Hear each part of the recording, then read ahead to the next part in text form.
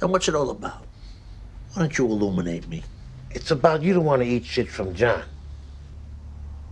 You don't want to bow down. You told him to go fuck himself, which, to be honest, wasn't exactly appropriate, considering. Oh, is that right? All due respect. What the fuck do you know what goes on in my head? I know you since you were a kid, Tone. Frankly, you got a problem with authority. This attitude of yours, it's a lot of what's made you an effective leader. But we all got flaws, even you. 7 deadly sins, and yours is pride.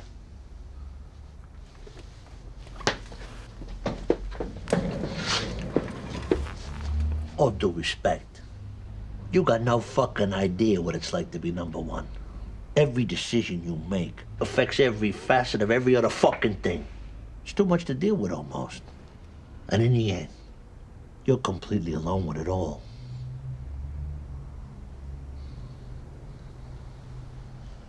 I'm sorry you feel that way.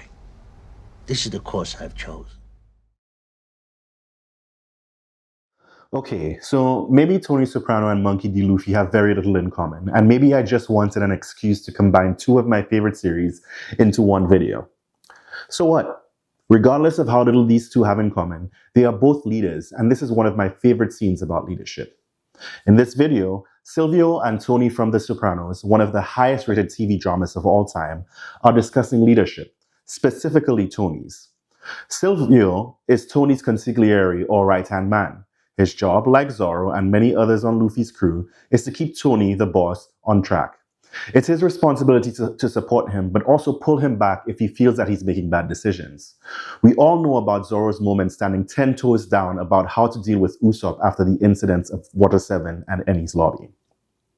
In this scene, Silvio is confronting Tony about his leadership, voicing his concerns about recent incidents and letting him know that although there are a lot of things that make Tony a great leader, some of these things might also be his downfall, and that he doesn't exactly agree with the path that Tony is leading them on. Tony pushes back, sternly letting Silvio know that he doesn't know anything about the true weight of being number one and the weight of that responsibility. The beauty of this scene is that they are both right.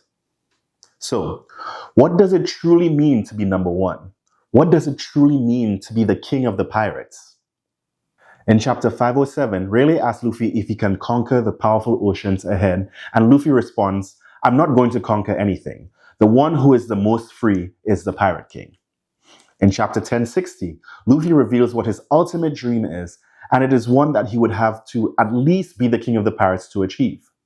The audience is left out of the loop on what exactly his dream is, but everyone on his crew seems shocked and excited about it. Some of them even laugh, agreeing that it is in line with the kind of person Luffy is. Luffy's idea of being the Pirate King seems nothing like what everyone else makes the title up to be. In fact, I would even surmise that Luffy's definition is completely different from everyone else. One Piece starts with a quote from the narrator: "Wealth, fame, power, Gold Roger, the king of the pirates, obtained this and everything else the world had to offer, and his dying words drove countless souls to the seas." Thus, we know that pretty much everyone who knew of this man and were inspired by him set out to do the same. When I think of the story of One Piece, the overall tone of Oda's writing, that quote, and the fact that everyone is racing towards the final island, Laugh Tale, one person comes to mind as the true intended king: Buggy the Clown. Yes, I'm serious. Buggy is going to become the king of the pirates. Don't see it? Let me guide you. For a long time, I've enjoyed Buggy's failing upwards trajectory to becoming one of the most powerful and notorious pirates of the One Piece world. His shenanigans and complete unseriousness have served for many laughs throughout the series. However, I constantly ask myself whether Oda came up with this just as a gag, or is it actually one of his greatest foreshadowing feats yet? From almost the very beginning of the One Piece story, we are introduced to Buggy the Clown. Buggy's introduction in Orange Town as the second main antagonist in the story serves to introduce us to the idea of treasure and how treasure means something different to different people. We find out that Luffy's hat is his treasure. We are then introduced to Shushu, a dog whose owner passed away and now spends the rest of his life protecting his treasure, the pet shop that his owner left behind. We are immediately made aware of the fact that treasure doesn't necessarily have to be something that is ubiquitously valuable, but it can also be something uniquely valuable to an individual.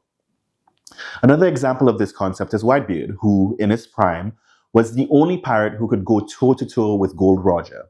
Whitebeard treasures family, and so he built an enormous crew where he considered every one of them to be his sons. To his final breath, his main goal was keeping them safe and protected. Almost everyone in this story is on their own journey, either searching for their treasure or continuing their journey to become more capable of protecting and or enriching the treasure they already own. Now, back to Buggy, a more traditional pirate caricature whose interest is in actual gold, jewels, and money, actual wealth. Buggy, to an extent, is already miles ahead of Luffy in the traditional essence of being the Pirate King. For one, he was actually already on the crew of the previous Pirate King, Gold Roger. He knows a lot more about the journey across the Grand Line than most pirates on the sea today. Due to the events of Impel Down and Marineford, Buggy acquired a vast number of devoted followers. The government considered him enough of a threat and influence to name him a warlord of the sea. After his position was dissolved, he, by chance, like everything else in his life, became aligned with Crocodile and Mihawk, two of the most powerful and feared pirates on the sea and previous warlords themselves. Because of all of this, he was named a Yonko, or Emperor of the Sea, putting on the same level of influence of pirates like Whitebeard, Shanks, Big Mom, and Kaido. At this point, he has claimed every significant title and accolade on his journey as a pirate. He now has one of the highest bounties, 3,189,000,000 berries, which is 189 million berries over Luffy's. He started his own business called the Cross Guild, where he turned the tables on the Marines and started assigning them with bounties instead. One might say that Buggy already has a majority of the wealth, fame, and power that the One Piece world currently has to offer. Luffy, on the other hand, might have acquired fame and notoriety, but he rejects power and frankly isn't really good at handling or even acquiring wealth. In fact, Nami seems to be the only person on the crew who cares about money. In chapter 800, when the pirates he rescued in Dressrosa opt to exchange sake cups with Luffy to become his underlings and establish his grand fleet, Luffy rejects them, saying it'll cramp his style. Listen, I just want to be king of the pirates. That's all. I don't want to be some kind of big shot.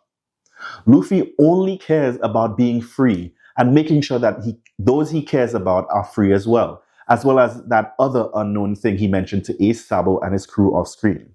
His entire being rejects the traditional on-paper meaning of being the Pirate King, and to an extent, while this might make him the easiest kind of leader to love, it also makes him the opposite of the expectations of a Pirate King.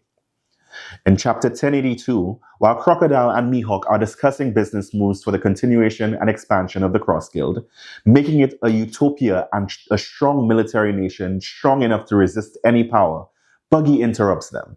They need wealth and power to achieve that, and to him, their methods are a waste of time. He calls their plans lateral moves and small-time goals, even questioning their validity as pirates. He says that he wants to be the king of the pirates, saying that the same power and wealth they need to build that nation, they'll have it all. Crocodile pushes back, saying that Buggy has no plans or preparation, and that pirating is a business. Mihawk questions whether he expects them to take on Shanks, Blackbeard, and Luffy, who are all on that same mission. Buggy, the truest pirate of them all, simply states, "No, you just have to beat them to the punch. That's the only rule with treasure. Finders, keepers." Luffy, frankly, does not have the care for that definition of Pirate King, or even being a pirate for that matter. Buggy does. And although Luffy is a leader in his own right as a captain, being a king implies being a ruler, which completely contrasts the freedom which Luffy strives for. Additionally, being Pirate King means being number one. You know who else wants to be number one? Everyone else.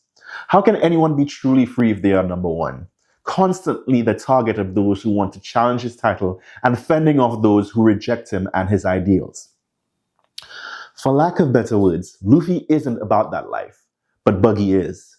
Does this mean Luffy won't accomplish his goal? I doubt it. But I do believe Oda will end the story in a way that ensures that both Luffy and Buggy will achieve their goals. Maybe Luffy will make it to Laugh Tale and realize Buggy got there first. Or maybe Buggy will steal whatever the treasure is from under him.